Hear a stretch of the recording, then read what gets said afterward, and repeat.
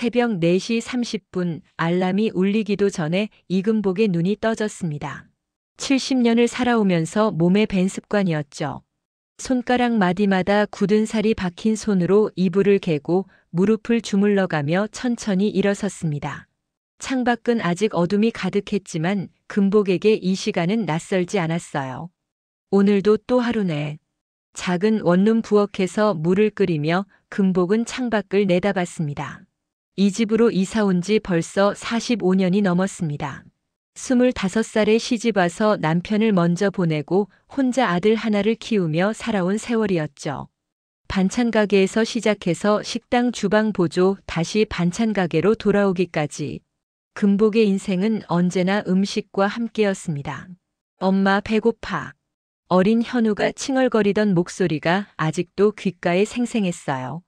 그때마다 금복은 냉장고를 뒤져 뭐라도 만들어줬습니다. 돈이 없어도 손맛만큼은 있었거든요.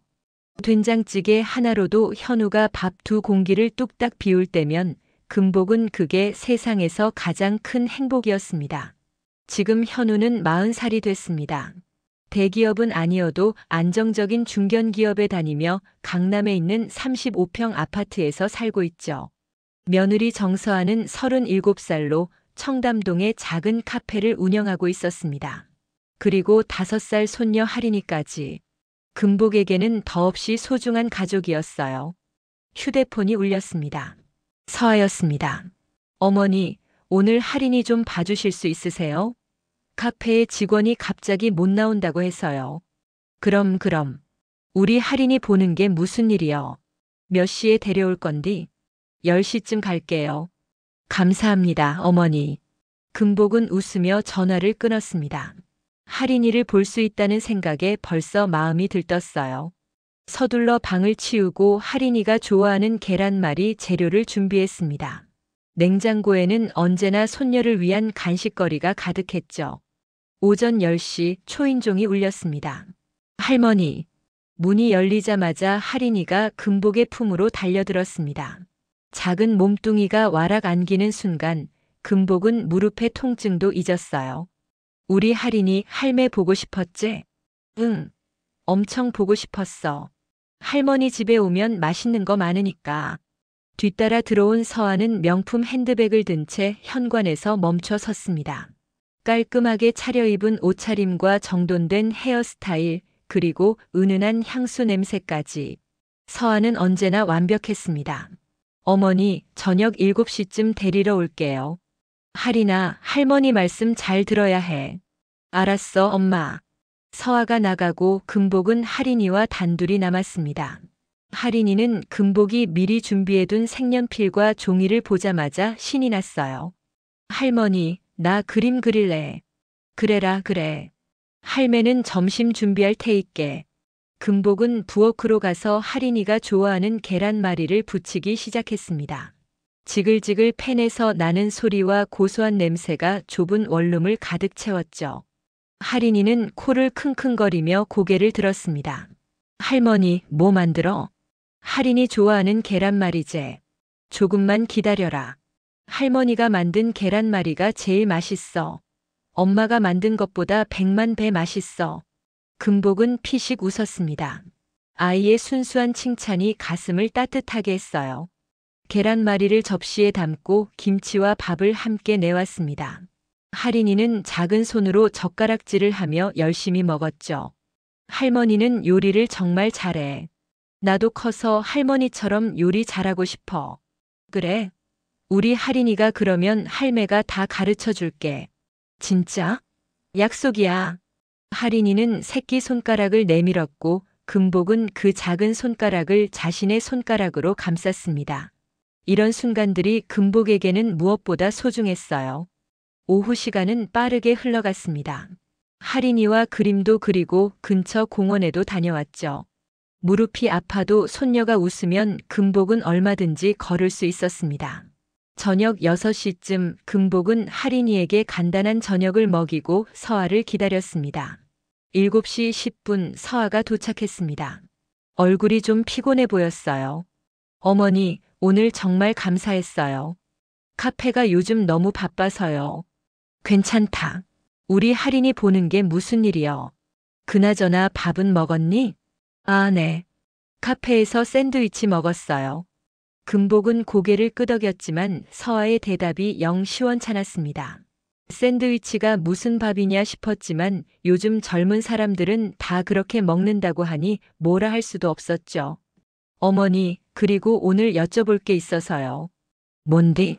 서아는 잠시 머뭇거리다가 입을 열었습니다. 사실은요, 현우 씨랑 결혼한 지 이제 10년이잖아요. 그래서 이번에 기념으로 카페를 좀 더 크게 확장하려고 해요. 지금 옆 가게가 비었는데 거기까지 합치면 정말 괜찮을 것 같거든요. 그래? 그럼 좋겠네. 그런데 인수금이 좀 필요해서요. 7천만 원 정도요. 혹시 어머니가 좀 도와주실 수 있으실까요? 나중에 카페 잘 되면 꼭 드릴게요. 7천만 원.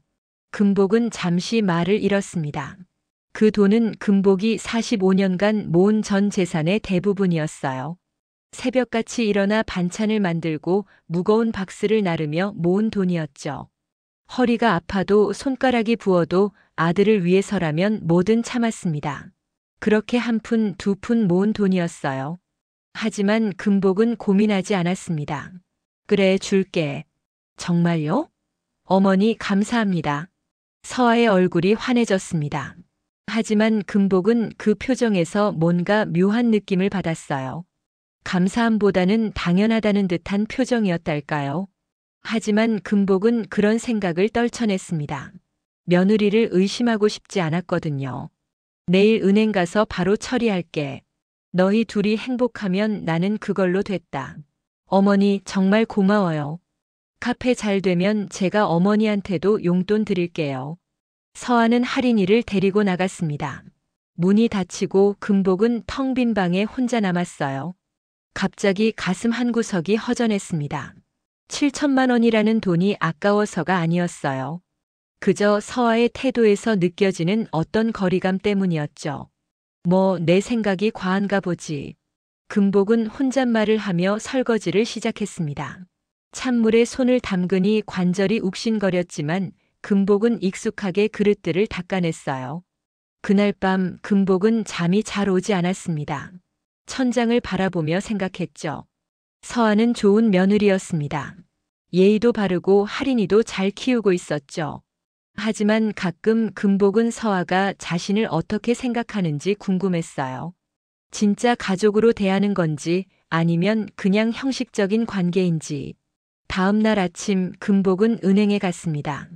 통장에 있던 7,200만 원 중 7천만 원을 빼서 서아의 계좌로 보냈어요. 남은 돈은 200만 원. 금복은 그 돈으로 앞으로 몇 개월을 버텨야 했습니다. 어머니, 입금 확인했어요. 정말 감사합니다. 서아에게서 문자가 왔습니다. 금복은 짧게 답장을 보냈죠. 잘 쓰거라. 그리고 며칠이 지났습니다. 금복은 평소처럼 할인이를 봐주고 집안일을 하며 지냈어요. 어느 날 오후 할인이를 돌보고 집으로 돌아가는 길이었습니다. 청담동 거리를 걷다가 서아의 카페 앞을 지나게 됐죠. 카페 안은 손님들로 붐볐습니다. 유리창 너머로 서아가 보였어요. 친구들로 보이는 여자 셋과 함께 웃으며 이야기를 나누고 있었죠. 금복은 그냥 지나치려 했습니다. 하지만 서아의 목소리가 들려왔어요. 언니, 그래도 시어머니한테 받은 거 아니야? 좀 미안하지 않아? 친구 중 한 명이 물었습니다. 금복은 무의식 중에 걸음을 멈췄어요. 미안하긴 뭘 미안해. 솔직히 말하면 그분이 뭐 얼마나 벌었겠어? 그냥 시장에서 반찬 팔던 분이잖아. 7천만 원도 평생 모은 거라며 주시던데 난 솔직히 그게 좀 쪽팔렸어. 금복의 가슴이 철렁 내려앉았습니다. 그리고 있잖아, 우리 시어머니 좀 구질구질하지 않아? 항상 시장 냄새 나고 옷도 낡은 거만 입고. 솔직히 카페에 오시면 좀 그래. 손님들이 뭐라 생각할까봐 일부러 안 오시게 하거든.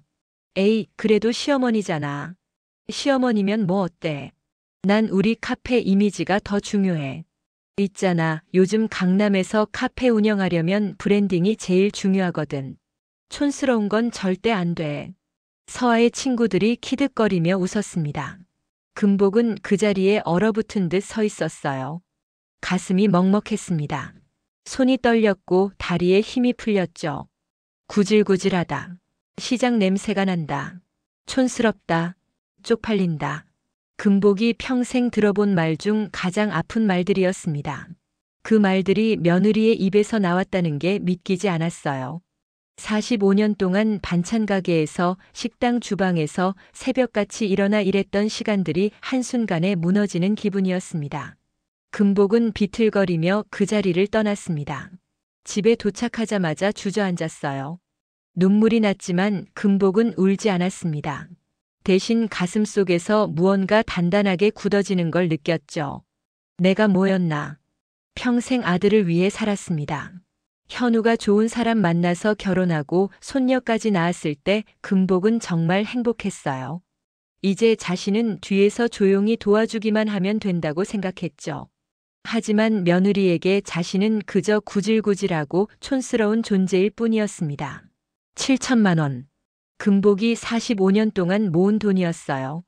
추운 겨울날 손이 얼어도 더운 여름날 땀이 비 오듯 흘러도 참았습니다.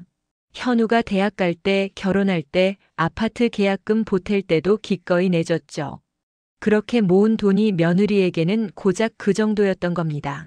금복은 휴대폰을 꺼냈습니다. 서아와 현우에게서 온 문자들을 하나하나 읽었어요. 대부분 할인이를 봐달라는 내용이었죠. 그동안 금복은 단 한 번도 거절한 적이 없었습니다. 이제 그만해야겠네. 금복은 작게 중얼거렸습니다. 그리고 모든 연락을 차단했어요. 서아의 전화번호, 현우의 전화번호, 심지어 단톡방까지 깔끔하게 정리했습니다. 그날 밤부터 금복은 완전히 연락을 끊었습니다. 전화가 와도 받지 않았고 문자가 와도 읽지 않았어요. 매달 현우에게 보내던 생활비 20만 원도 끊었습니다. 금복은 그저 혼자 조용히 지냈죠. 며칠이 지나자 현우에게서 문자가 왔습니다. 엄마, 왜 연락 안 받으세요? 무슨 일 있어요? 금복은 답장하지 않았습니다. 일주일이 지나자 서아에게서도 연락이 왔어요. 어머니, 혹시 제가 잘못한 게 있나요? 할인이가 할머니 보고 싶다고 계속 울어요. 금복은 그 문자를 보고 피식 웃었습니다. 차가운 웃음이었죠. 할인이가 보고 싶었지만 금복은 마음을 단단히 먹었습니다. 이제는 달라져야 했어요. 내가 구질구질하고 촌스럽다면서 뭐하러 연락을 하나. 금복은 혼잣말을 하며 휴대폰을 내려놨습니다. 그리고 창밖을 바라봤어요. 어둠이 내린 거리에는 사람들이 분주하게 오가고 있었습니다. 모두 각자의 인생을 살아가고 있었죠. 금복도 이제 자신의 인생을 살아야 했습니다. 누구의 엄마도 누구의 시어머니도 아닌 그냥 이금복으로서. 2주일이 흘렀습니다. 금복은 여전히 연락을 받지 않았어요. 현우에게서 하루에 대여섯 통씩 전화가 왔지만 금복은 쳐다보지도 않았습니다. 서아에게서도 문자가 계속 왔죠. 어머니, 제가 뭘 잘못했는지 말씀해 주세요. 할인이가 매일 울어요. 할머니 보고 싶다고요. 어머니, 연락 한 번만 주세요.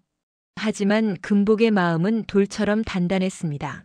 아니, 정확히는 얼음처럼 차가워졌다고 해야 할까요? 며느리의 그 말들이 귓가에서 떠나지 않았거든요. 구질구질하다, 시장 냄새가 난다, 촌스럽다. 그 말들이 밤마다 금복을 괴롭혔습니다. 금복은 이제 집에만 있었어요.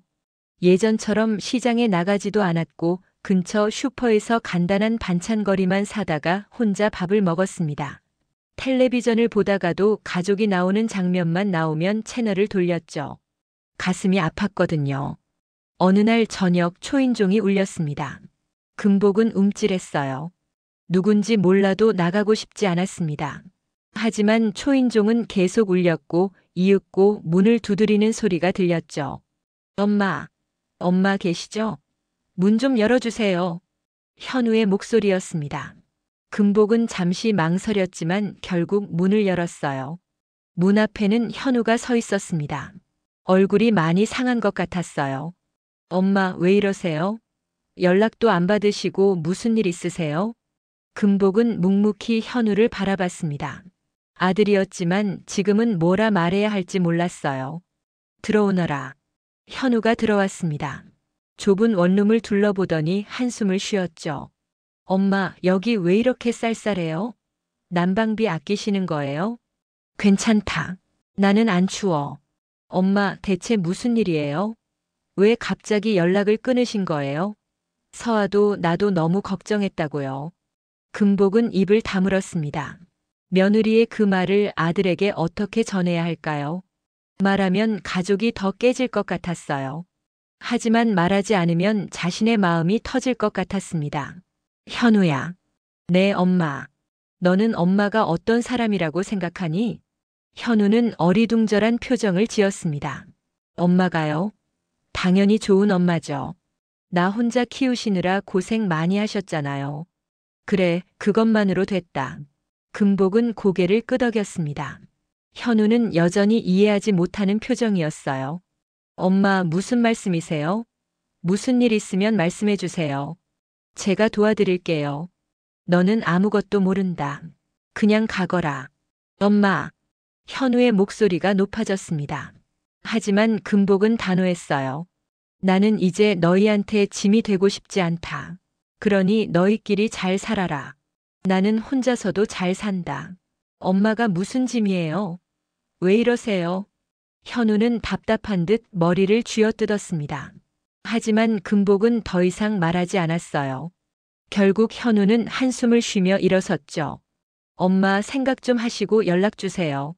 저희가 뭘 잘못했는지 말씀해 주세요. 현우가 나갔습니다. 문이 닫히자 금복은 그 자리에 주저앉았어요. 아들을 보내는 게 이렇게 힘들 줄 몰랐습니다. 한편 강남의 35평 아파트에서는 부부싸움이 한창이었습니다. 당신 어머니한테 뭐라고 한 거 없어? 현우가 서아에게 물었습니다. 서아는 화장을 지우며 고개를 저었어요. 없는데? 나 어머니한테 잘했잖아. 그럼 왜 갑자기 연락을 끊으시겠어? 뭔가 있을 거 아냐? 나도 모르겠다니까. 나도 어머니한테 연락했는데 안 받으시잖아. 서아는 짜증스럽게 대답했습니다. 사실 서아도 마음 한구석이 불편했어요. 혹시 그날 카페에서 한 말을 들으셨을까 하는 생각이 스쳤지만 설마 했습니다. 그때 유리창도 닫혀 있었고 시어머니가 그 앞을 지나갈 리 없다고 생각했거든요. 하여튼 당신이 뭔가 잘못한 게 있을 거야. 엄마가 왜 갑자기 그러시겠어? 내가 뭘 잘못했는데? 오히려 내가 억울하다고. 부부는 서로를 노려봤습니다. 그 순간 방문이 열리며 할인이가 나왔어요. 엄마, 아빠, 왜 싸워? 할인이 무서워. 할인이의 눈에는 눈물이 가득했습니다. 서아는 황급히 할인이를 안았죠. 할인아, 미안해. 엄마, 아빠가 싸운 거 아니야. 그럼 왜 큰 소리로 얘기해? 할인이는 할머니 보고 싶어. 할머니는 언제 와? 할인이의 질문에 서아와 현우는 말문이 막혔습니다. 어떻게 설명해야 할지 몰랐어요. 그렇게 3주가 지났습니다. 금복은 여전히 연락을 받지 않았고 현우와 서아는 점점 지쳐갔습니다. 할인이는 매일 할머니를 찾았고 집안 분위기는 냉랭해졌죠. 그러던 어느 날 서아의 카페에 문제가 생겼습니다. 카페 직원이 실수로 손님의 옷에 커피를 쏟은 거예요. 그것도 명품 코트였습니다. 손님은 크게 화를 냈고 그 장면을 다른 손님이 촬영해서 SNS에 올렸죠. 청담동 카페 직원 태도 최악. 사과도 제대로 안 함. 영상은 순식간에 퍼졌습니다. 사실 서아는 진심으로 사과했고 세탁비와 위로금까지 드렸어요. 하지만 영상에는 그 부분이 빠져 있었죠. 댓글에는 악플이 달렸습니다. 저런 데는 절대 안 간다. 사장부터가 문제인 듯. 강남 카페 다 그렇지 뭐. 서아는 패닉 상태에 빠졌습니다. 카페 매출이 급격히 떨어지기 시작했거든요. 전날 120만 원이었던 매출이 50만 원으로 뚝 떨어졌어요. 이틀째, 사흘째도 마찬가지였습니다. 이게 무슨 일이야? 서아는 머리를 감싸 쥐었습니다. 카페 인수금으로 7천만 원을 썼고 인테리어와 장비에 또 2천만 원이 들어갔어요. 매달 임대료는 350만 원, 직원 인건비는 400만 원, 재료비와 광고비까지 합치면 한 달에 최소 1,200만 원은 나가야 했습니다. 하지만 지금 매출로는 그 절반도 안 됐죠. 어떡하지 이러다가 망하는 거 아냐? 서아는 불안했습니다. 시어머니한테 받은 돈이 물거품이 되는 것 같았어요. 아니, 그 돈뿐만 아니라 자신들의 저축까지 다 날릴 판이었습니다. 집에서도 문제가 생겼습니다. 현우의 회사에서 구조조정 이야기가 나온 거예요. 현우는 안전하다고 생각했지만 분위기가 심상치 않았습니다. 당신, 우리 돈 얼마나 있어? 저녁을 먹으며 현우가 물었습니다. 서아는 깜짝 놀랐어요. 왜? 무슨 일 있어? 회사에서 구조조정 얘기가 나와. 혹시 모르니까 준비해야 할 것 같아서. 얼마 없어. 카페 때문에 다 썼잖아. 현우는 한숨을 쉬었습니다. 통장을 확인해 보니 300만 원밖에 없었어요. 카페 인수에 7천만 원, 인테리어에 2천만 원, 거기다 생활비까지 쓰다 보니 저축이 바닥났던 겁니다. 망했네. 이러다 진짜 큰일 나겠어. 왜 나한테 화풀이야? 당신도 카페 하자고 했잖아. 내가 언제? 당신이 하고 싶다고 해서 허락한 거지. 부부는 또다시 싸웠습니다. 목소리는 점점 커졌고 할인이는 방 안에서 울기 시작했어요. 현우는 결국 주먹으로 식탁을 쾅 내리쳤습니다. 다 엄마 없어서 그래. 엄마가 계셨으면 이렇게 안 됐어. 그럼 어쩌라고. 내가 어머니 붙잡아. 서아도 소리를 질렀습니다. 하지만 속으로는 불안했어요. 혹시 정말 그날 자신의 말을 들으신 걸까? 그렇다면 정말 큰일이었습니다. 그날 밤 서아는 잠을 이룰 수 없었습니다. 카페 매출은 계속 떨어지고 있었고 현우는 회사에서 불안해하고 있었죠. 게다가 할인이는 매일 할머니를 찾으며 울었습니다. 모든 게 무너지고 있었어요. 다음 날 아침 서아는 카페로 출근했습니다. 손님은 거의 없었어요. 텅 빈 카페를 보며 서아는 눈물이 났습니다. 이렇게 될 줄 알았다면 카페를 확장하지 말걸. 시어머니 돈을 쓰지 말걸. 그런 생각들이 머릿속을 맴돌았죠. 사장님, 저 그만두고 싶어요. 카페 직원이 사표를 내밀었습니다. 그 영상 때문에 스트레스를 받았다고 했어요. 서아는 말릴 수도 없었습니다.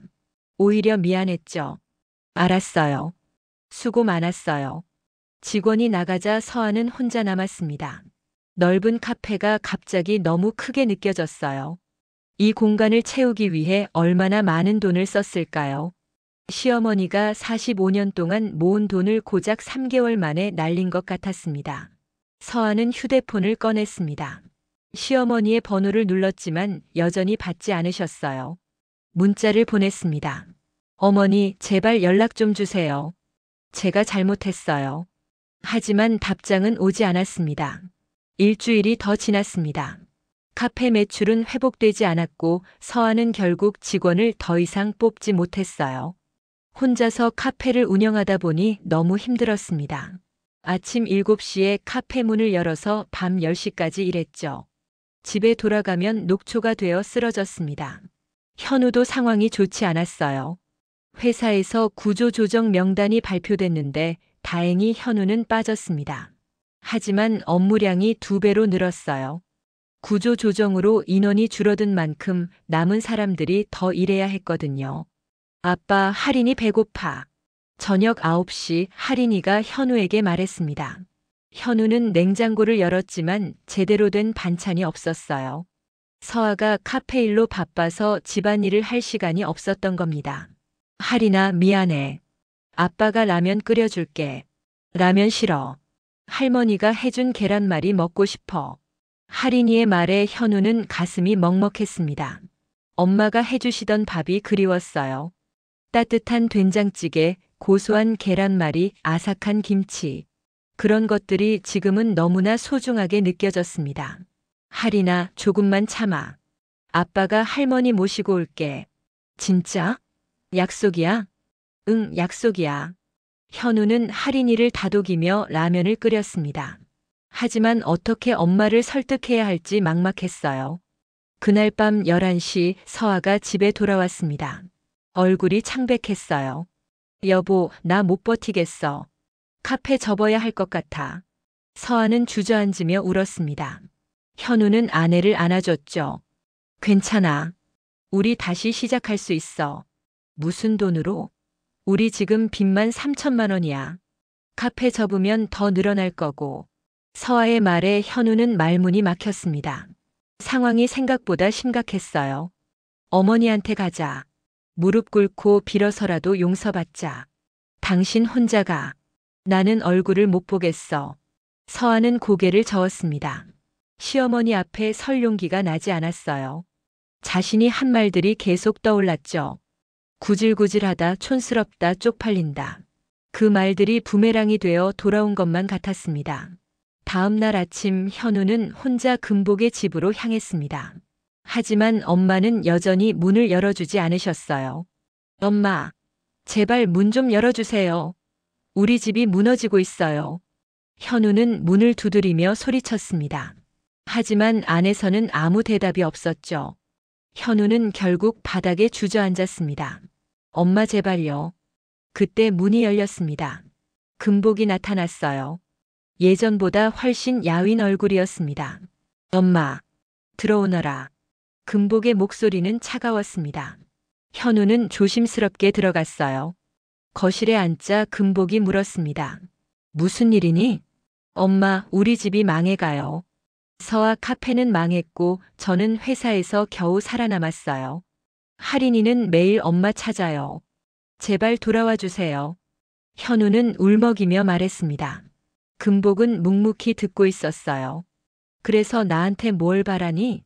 엄마, 제발 다시 우리 가족이 되어주세요. 제가 잘못했어요.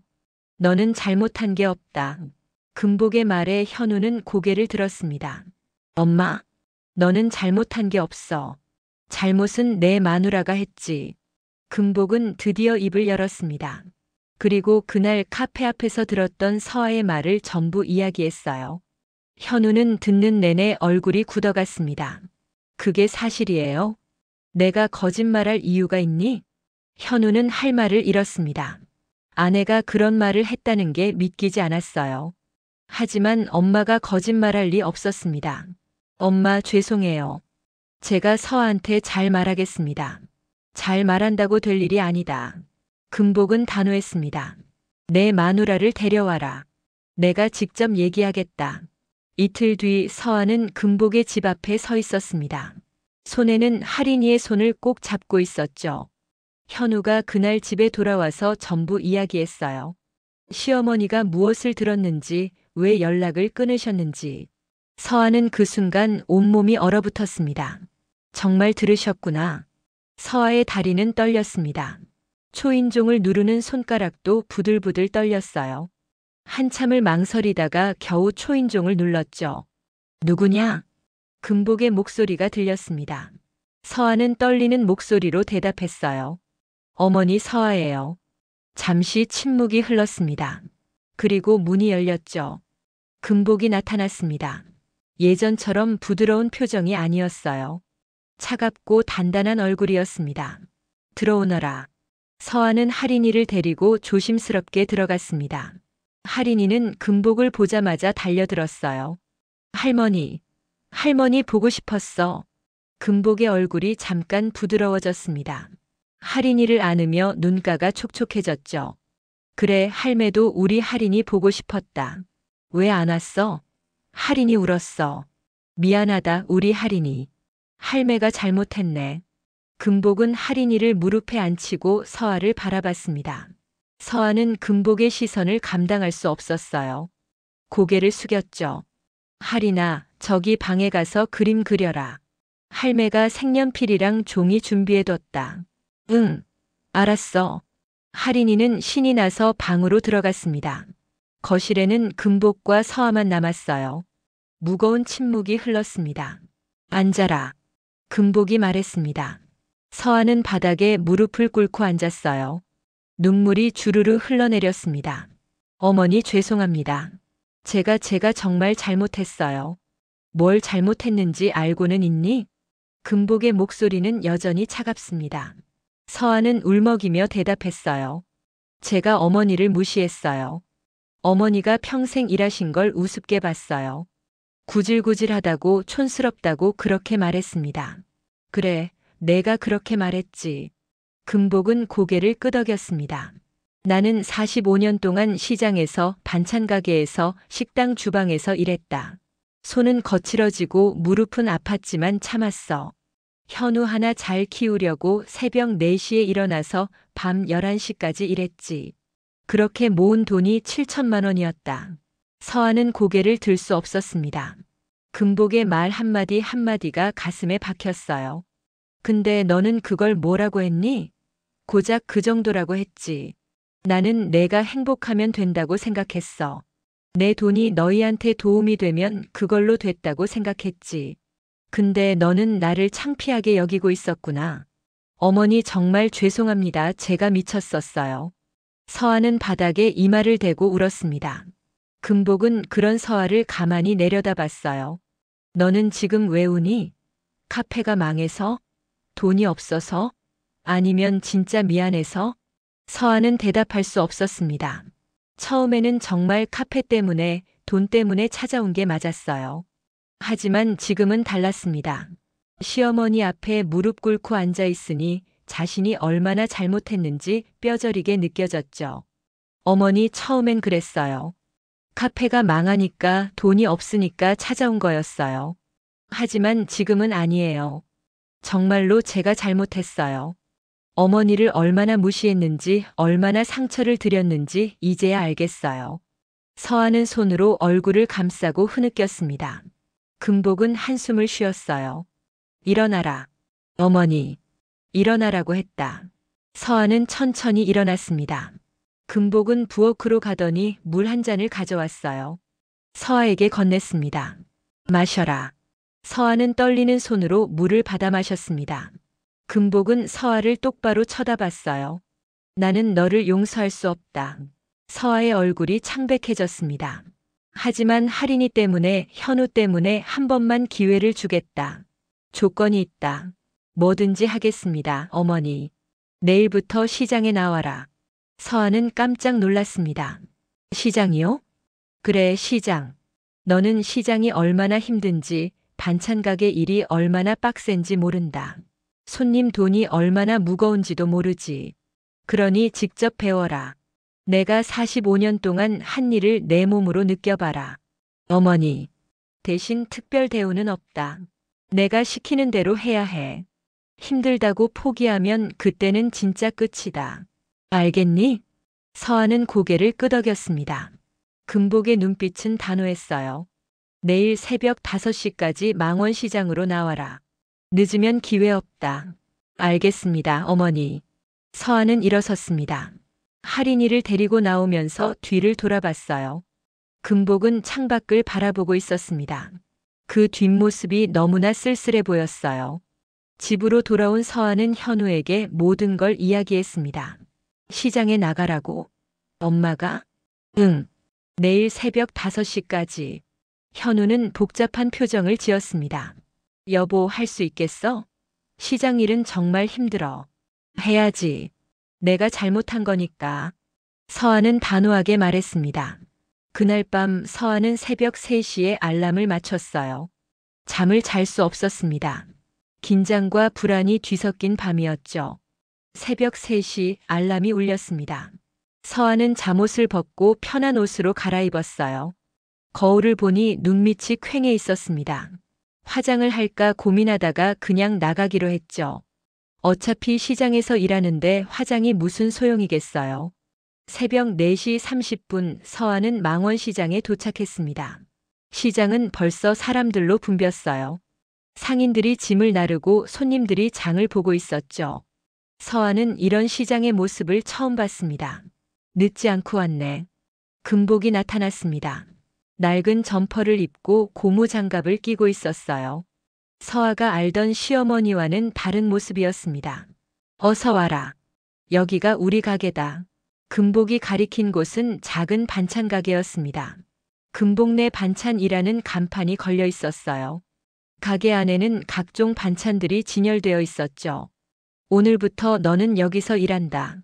먼저 손 씻고 앞치마 입어라. 서아는 시키는 대로 했습니다. 앞치마를 두르니 기분이 묘했어요. 청담동 카페에서 입던 깔끔한 유니폼과는 너무 달랐습니다. 자, 이제 배추 좀 옮겨라. 저기 박스 5개 안으로 들여놔야 한다. 서아는 박스를 들어 올렸습니다. 생각보다 무거웠어요. 겨우 1개를 들고 가게 안으로 옮겼죠. 숨이 찼습니다. 5개 다 옮겨야지. 빨리 해라. 금복의 목소리는 차갑습니다. 서아는 이를 악물고 나머지 박스들을 옮겼어요. 2번째, 3번째까지는 괜찮았습니다. 하지만 4번째부터는 팔이 후들거렸죠. 5번째 박스를 옮기고 나니 손바닥에 물집이 잡혔습니다. 아야. 서아는 손바닥을 보며 찡그렸습니다. 금복이 다가왔어요. 겨우 이것 가지고 아파? 나는 45년 동안 이렇게 일했다. 금복은 자신의 손을 보여줬습니다. 굳은 살이 박힌 거친 손이었어요. 서아는 할 말을 잃었습니다. 쉬고 싶으면 나가도 된다. 대신 다시는 내 앞에 나타나지 마라. 아니에요. 계속하겠습니다. 서아는 고개를 저었습니다. 금복은 고개를 끄덕이고 다음 일을 시켰어요. 이제 김치를 담아라. 저기 통에 담긴 김치를 소분 용기에 500g씩 담아야 한다. 100개 만들어라. 100개요? 그래, 100개. 오늘 오전까지 팔아야 하는 양이다. 서아는 김치통 앞에 앉았습니다. 김치 냄새가 코를 찔렀어요. 예전 같았으면 고개를 돌렸겠지만 지금은 참아야 했습니다. 서아는 국자로 김치를 떠서 용기에 담기 시작했어요. 1개, 2개, 3개, 10개쯤 담자 허리가 아파왔습니다. 계속 앉아서 일하니 자세가 불편했거든요. 20개쯤 담자 손목이 아팠습니다. 국자질을 반복하니 손목에 무리가 갔던 거예요. 빨리 해라. 손님들 오기 전에 다 준비해야 한다. 금복의 재촉에 서하는 속도를 냈습니다. 30분 만에 겨우 100개를 다 담았어요. 온몸이 땀으로 범벅이었습니다. 다 담았어요. 그래, 이제 가격표 붙여라. 1개당 7,000원이다. 서하는 가격표를 붙이기 시작했습니다. 100개의 용기에 일일이 가격표를 붙이는 게 생각보다 오래 걸렸어요. 손가락이 저렸습니다. 오전 6시 손님들이 오기 시작했습니다. 금복 씨, 오늘 김치 맛있어? 당연하지. 맛없는 거 파는 거 봤어? 금복은 능숙하게 손님을 응대했습니다. 서아는 그 모습을 보며 놀랐어요. 시어머니가 이렇게 당당하고 활기찬 모습을 처음 봤거든요. 저기 젊은 사람은 누구예요? 손님이 서아를 가리키며 물었습니다. 내 며느리야. 오늘부터 일 배운다. 아이고, 며느리가 예쁘네. 그래도 시장 일은 쉽지 않을 텐데. 배워야지. 안 배우면 사람이 어떻게 사는지 몰라. 손님은 김치를 사갔습니다. 그리고 또 다른 손님이 왔죠. 아침 시간대는 정신없이 바빴어요. 서아는 포장을 도와주고 돈을 받고 거스름돈을 주는 일을 했습니다. 처음 해보는 일이라 실수도 많이 했어요. 아니, 1,000원 더 받아야지. 한 손님이 소리쳤습니다. 서아가 거스름돈을 잘못 준 거예요. 서아는 황급히 사과하며 돈을 다시 계산했죠. 미안합니다. 제가 실수했어요. 에휴, 정신 차려요. 손님은 투덜거리며 갔습니다. 금복은 서아를 쳐다봤어요. 돈 계산도 제대로 못하면서 카페는 어떻게 운영했니? 죄송합니다. 서아는 고개를 숙였습니다. 금복은 한숨을 쉬며 다시 손님을 응대했어요. 오전 10시 손님이 뜸해졌습니다. 서아는 바닥에 주저앉았어요. 다리가 풀렸습니다. 5시간 동안 쉬지 않고 일했거든요. 힘들지? 금복이 물었습니다. 서아는 고개를 끄덕였어요. 힘들어요. 이렇게 힘든 줄 몰랐어요. 나는 45년 동안 이렇게 일했다. 너는 겨우 5시간 했을 뿐이야. 금복의 말에 서아는 울컥했습니다. 시어머니가 얼마나 힘든 삶을 살아왔는지 이제야 조금 알 것 같았어요. 일어나라. 점심 준비해야 한다. 점심이요? 우리 점심. 시장에서 일하면 밥은 직접 해 먹어야 해. 돈 아껴야 하거든. 금복은 가게 뒤편에 있는 작은 주방으로 갔습니다. 서아도 따라갔어요. 금복은 냉장고에서 재료를 꺼내더니 순식간에 된장찌개를 끓이기 시작했습니다. 여기 앉아서 밥 좀 씻어라. 서하는 쌀을 씻었습니다. 물이 차가워서 손이 시렸어요. 하지만 참았습니다. 20분 뒤 밥과 된장찌개가 완성됐습니다. 금복은 김치와 밑반찬을 곁들여 상을 차렸어요. 먹어라. 감사합니다. 서하는 숟가락을 들었습니다. 된장찌개를 한 입 떠먹는 순간 눈물이 났어요. 구수하고 따뜻한 맛이었습니다. 청담동 카페에서 먹던 샌드위치나 샐러드와는 차원이 달랐죠. 맛있어요. 그래, 밥은 이렇게 먹어야 힘이 난다. 금복도 밥을 먹기 시작했습니다. 둘은 말없이 밥을 먹었어요. 서하는 밥을 먹으며 생각했습니다. 이 밥 한 끼가 얼마나 소중한지, 시어머니가 얼마나 정성스럽게 음식을 만드시는지, 그걸 자신은 너무 당연하게 여겼던 거예요. 어머니, 왜? 제가 정말 잘못했어요. 서하는 다시 울었습니다. 금복은 서하를 보며 한숨을 쉬었어요. 울지 마라. 이래야지. 네. 오후 1시 다시 손님들이 오기 시작했습니다. 서하는 계속 일했어요. 포장하고 계산하고 청소하고 손은 부르트고 다리는 아팠지만 참았습니다. 오후 6시 드디어 가게 문을 닫았습니다. 서하는 그 자리에 주저앉았어요. 온몸이 비명을 질렀습니다. 오늘은 여기까지다. 내일 다시 와라. 네 어머니. 서하는 힘겹게 일어났습니다. 집으로 돌아가는 길 온몸이 욱신거렸어요. 버스를 타고 가다가 그만 잠들어 버렸습니다. 집에 도착하자 현우가 기다리고 있었어요. 여보, 괜찮아? 응, 힘들어. 서하는 소파에 쓰러졌습니다. 현우는 아내를 안쓰럽게 바라봤죠. 무리하지 마. 엄마한테 말해볼까? 아니야. 내가 해야 해. 내가 잘못한 거니까. 서하는 고개를 저었습니다. 그날 밤 서하는 손목에 파스를 붙이고 잠들었어요. 내일도 새벽 5시에 일어나야 했습니다. 한 달이 지났습니다. 서하는 매일 새벽 5시에 시장으로 나갔어요. 처음 일주일은 지옥 같았습니다. 손바닥에 물집이 잡히고 허리는 끊어질 것 같았죠. 무릎도 아팠고 발목도 부었습니다. 하지만 서하는 포기하지 않았어요. 2주일째부터는 조금 익숙해졌습니다. 박스 나르는 것도 김치 담는 것도 손님 응대하는 것도 몸은 여전히 힘들었지만 마음은 조금씩 달라지고 있었어요. 며느리, 오늘은 계란말이 좀 만들어 봐라. 어느 날 금복이 말했습니다. 서하는 깜짝 놀랐어요. 제가요? 그래. 나는 내가 얼마나 할 수 있는지 보고 싶다. 서하는 긴장하며 계란을 꺼냈습니다. 프라이팬을 달구고 계란을 풀었죠. 조심스럽게 부어서 돌돌 말았습니다. 하지만 모양이 엉망이었어요. 이래선 못 판다. 다시 해라. 금복의 말에 서하는 고개를 숙였습니다. 그리고 다시 시작했어요. 2번째, 3번째, 4번째, 10번째쯤 되자 겨우 모양이 나왔습니다. 그래, 이제 좀 봐줄 만하네. 하지만 맛은 아직 멀었어. 어떻게 하면 더 맛있게 만들 수 있어요? 서하가 물었습니다. 금복은 잠시 망설이다가 입을 열었어요. 불 조절이 중요해. 너무 세면 타고 너무 약하면 질겨져. 그리고 소금을 넣을 때 타이밍이 있어.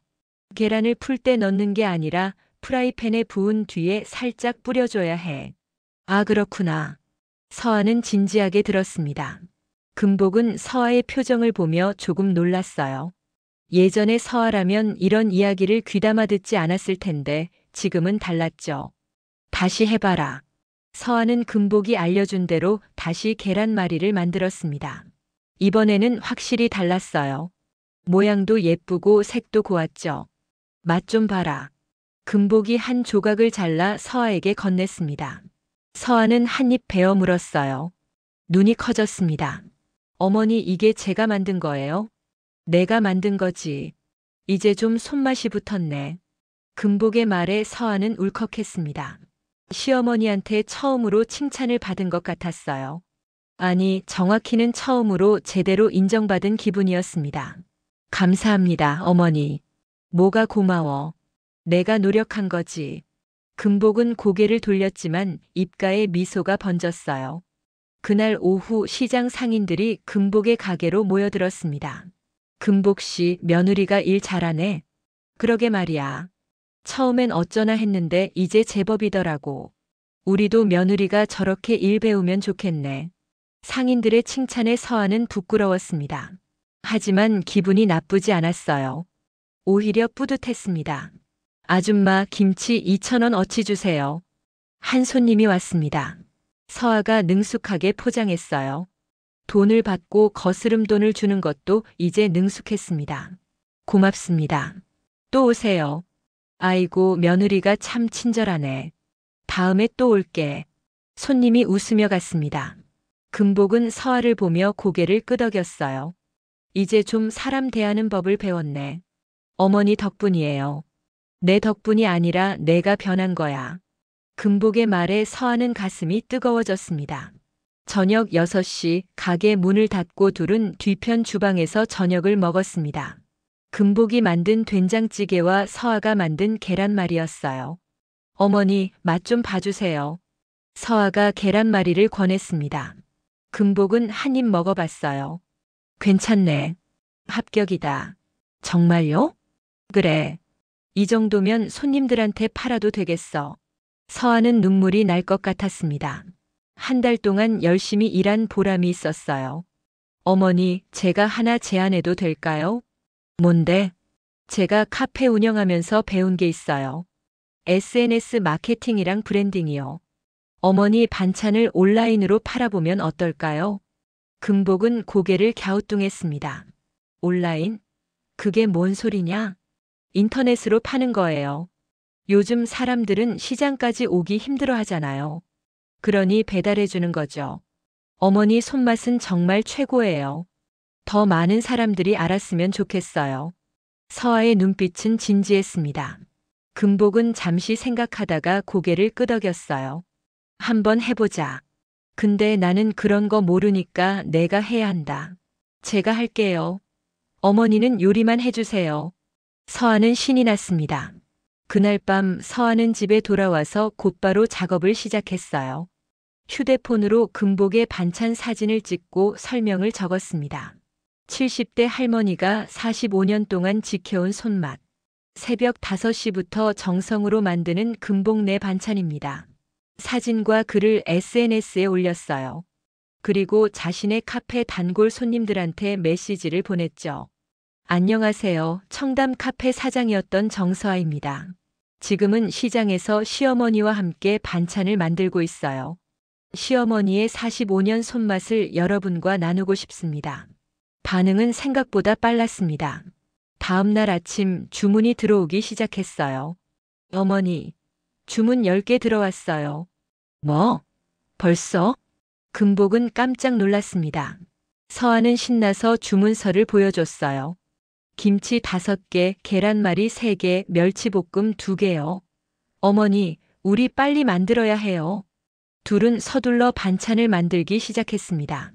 금복이 조리를 하고 서아가 포장을 했어요. 일사천리로 진행됐죠. 어머니, 이거 어떻게 포장하면 좋을까요? 그냥 용기에 담으면 되지. 아니에요.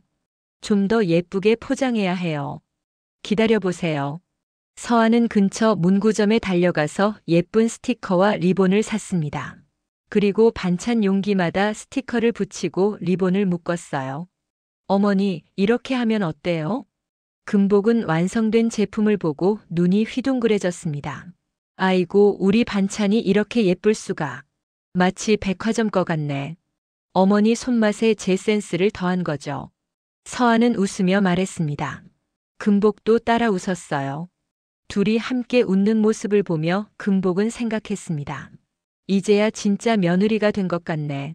주문은 날이 갈수록 늘어났습니다. 20개, 30개, 50개. 한 달 만에 하루 100개씩 팔리게 됐어요. 서아는 더 많은 사람들에게 알리기 위해 블로그도 만들었습니다. 금복내 반찬 제작기라는 제목으로 시어머니와 함께 일하는 과정을 솔직하게 썼어요. 처음에 자신이 얼마나 잘못했는지, 시장에서 일하며 무엇을 배웠는지, 그 글은 많은 사람들의 공감을 샀습니다. 저도 시어머니를 무시했었는데 반성하게 되네요. 며느리가 참 대단하네요. 응원합니다.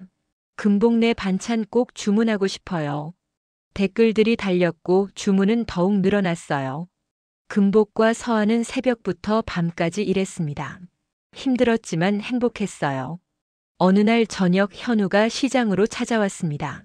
할인이를 데리고 왔죠. 할머니, 엄마, 할인이가 달려들었습니다. 금복과 서아는 동시에 할인이를 안았어요. 우리 할인이 보고 싶었지? 응. 할머니 엄마같이 있어서 좋아. 할인이는 환하게 웃었습니다. 현우는 가게를 둘러보며 감탄했어요. 엄마 서아 정말 대단하세요. 이렇게까지 할 줄 몰랐어요. 당연하지. 우리 며느리가 이제 제대로 일꾼이 됐어. 금복이 서아의 어깨를 톡톡 쳤습니다. 서아는 부끄러우면서도 뿌듯했어요. 여보, 나 정말 많이 변했지? 응, 완전히 달라졌어. 예전 당신보다 지금 당신이 훨씬 멋있어. 현우의 말에 서아는 웃었습니다. 그날 저녁 네 식구는 함께 저녁을 먹었습니다. 금복이 만든 된장찌개, 서아가 만든 계란말이, 그리고 현우가 사온 족발. 소박하지만 따뜻한 식사였어요. 할머니, 계란말이 맛있어. 그거 내 엄마가 만든 거야. 진짜? 엄마 대박. 할인이가 엄지를 치켜 세웠습니다. 서아는 웃으며 할인이의 머리를 쓰다듬었어요. 할인아, 엄마가 할머니한테 배운 거야. 할머니가 선생님이셔. 그럼 나도 할머니한테 배우고 싶어. 그래, 우리 할인이도 나중에 가르쳐 줄게. 금복은 할인이를 안으며 웃었습니다. 이 순간이 너무나 행복했어요. 식사를 마치고 현우가 조심스럽게 입을 열었습니다. 엄마, 서아, 제가 하나 제안이 있어요. 뭔데?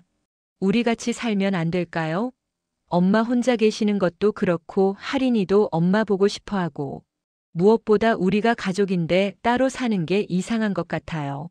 금복은 잠시 망설였습니다. 서아를 쳐다봤어요. 서아는 고개를 끄덕였죠. 어머니, 저도 그랬으면 좋겠어요. 어머니와 함께 살고 싶어요.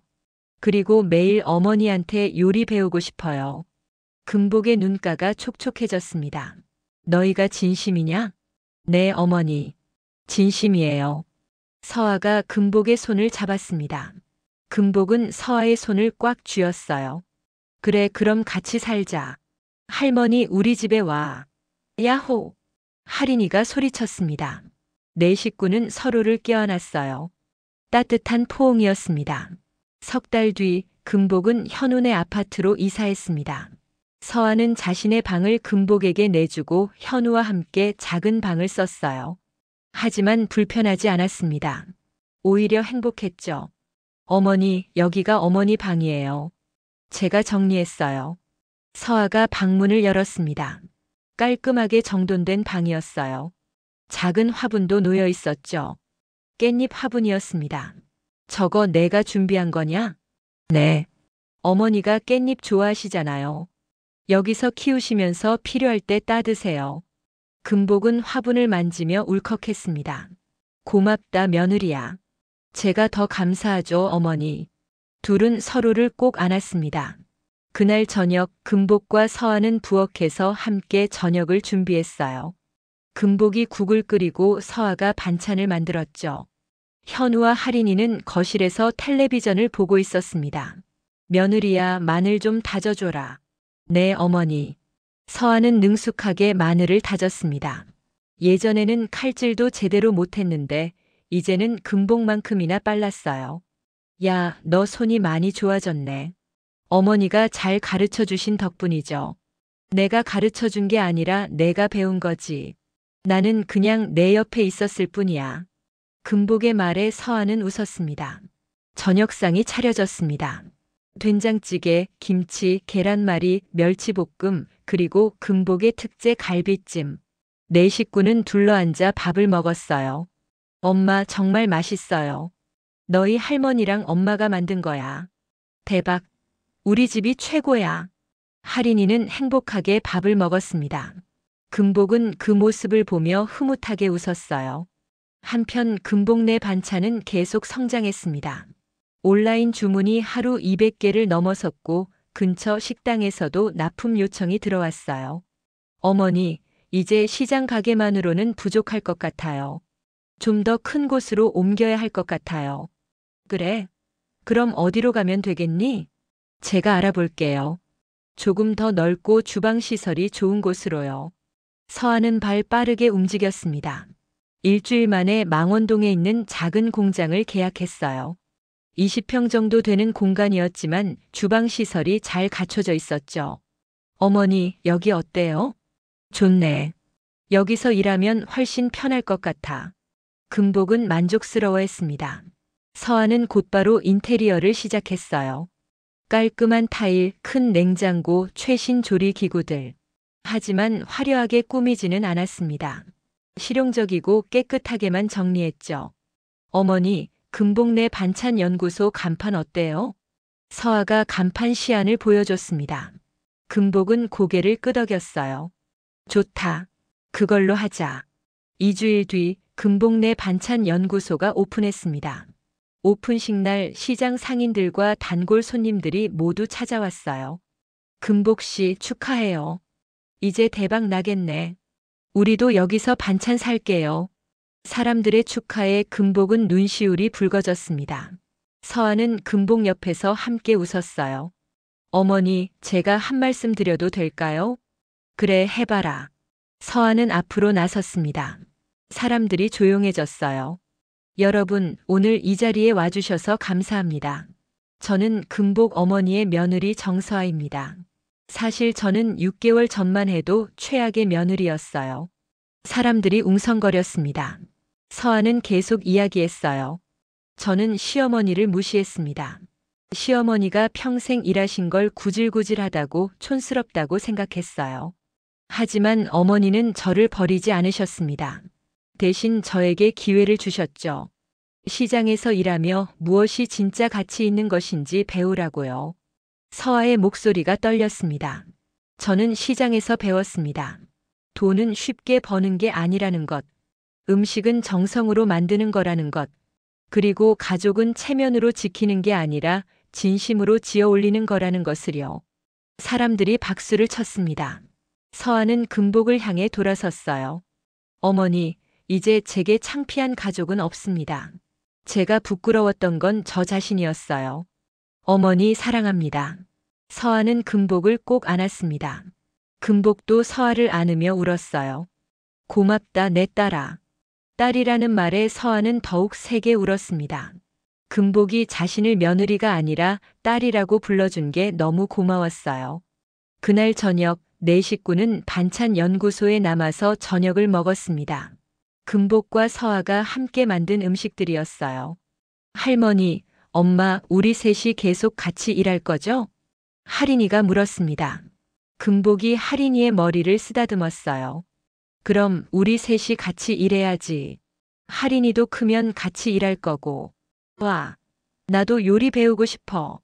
그래, 할매가 다 가르쳐 줄게. 마지막 장면은 이랬습니다. 금복, 서아, 할인이 세 사람이 같은 앞치마를 두르고 주방에 서 있었어요. 금복은 국을 끓이고 서아는 반찬을 담고 할인이는 작은 손으로 깻잎을 씻고 있었죠.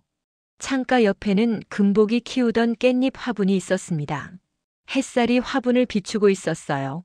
초록빛 깻잎이 바람에 살랑거렸습니다.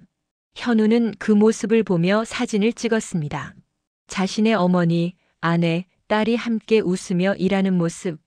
이보다 더 아름다운 장면이 있을까요? 여보, 우리 행복하죠? 서아가 물었습니다. 현우는 고개를 끄덕였어요. 응, 정말 행복해. 이제야 진짜 가족이 된 것 같아. 금복은 뒤에서 둘의 대화를 들으며 웃었습니다. 그리고 혼자 중얼거렸어요. 가게는 돈으로 짓는 게 아니고 사람 마음으로 짓는 거지. 우리 며느리가 이제 알아버렸네. 해가 저물고 있었습니다. 망원동 하늘은 붉게 물들어 있었어요. 금복내 반찬 연구소 간판에도 석양빛이 비쳤습니다. 앞으로 이 가족에게는 어떤 일들이 기다리고 있을까요? 분명한 건 하나였습니다. 이제 이들은 진짜 가족이라는 것, 체면이나 형식이 아니라 진심과 땀으로 지어 올린 가족이라는 것, 그리고 그 중심에는 70대 할머니의 45년 손맛이 있었습니다. 금복은 창밖을 보며 생각했습니다. 이게 바로 행복이구나. 평생 반찬 가게와 식당 주방에서 일했던 그 시간들이 헛되지 않았어요. 그 시간들이 있었기에 지금의 행복이 있었으니까요. 서아는 금복의 옆에 섰습니다. 둘은 말없이 창밖을 바라봤어요. 석양이 아름다웠습니다. 어머니, 왜? 제가 어머니 딸이 되어서 정말 행복해요. 금복은 서아의 손을 잡았습니다. 거친 손과 부드러운 손이 맞닿았어요. 하지만 이제는 서아의 손도 조금 거칠어졌습니다. 일하는 사람의 손이 된 거죠. 나도 내가 내 딸이 되어서 행복하다. 두 사람은 서로를 꼭 껴안았습니다. 그 모습을 본 할인이가 달려와 둘을 안았어요. 할머니, 엄마 사랑해요. 우리 할인이도 사랑한다. 세 사람은 서로를 꼭 안은 채 웃었습니다. 그 웃음소리가 반찬 연구소를 가득 채웠어요. 따뜻하고 행복한 웃음소리였습니다. 이것이 바로 가족이었습니다. 피로 이어진 것도 중요하지만 더 중요한 건 마음으로 이어지는 것. 서로를 이해하고 존중하고 사랑하는 것. 금복과 서아는 먼 길을 돌아왔지만 결국 가족이라는 목적지에 도착했습니다. 그리고 그 여정은 계속될 것입니다. 금복내 반찬 연구소라는 이름으로 세 사람의 손맛으로 그리고 무엇보다 진심으로 쌓아 올린 가족의 사랑으로.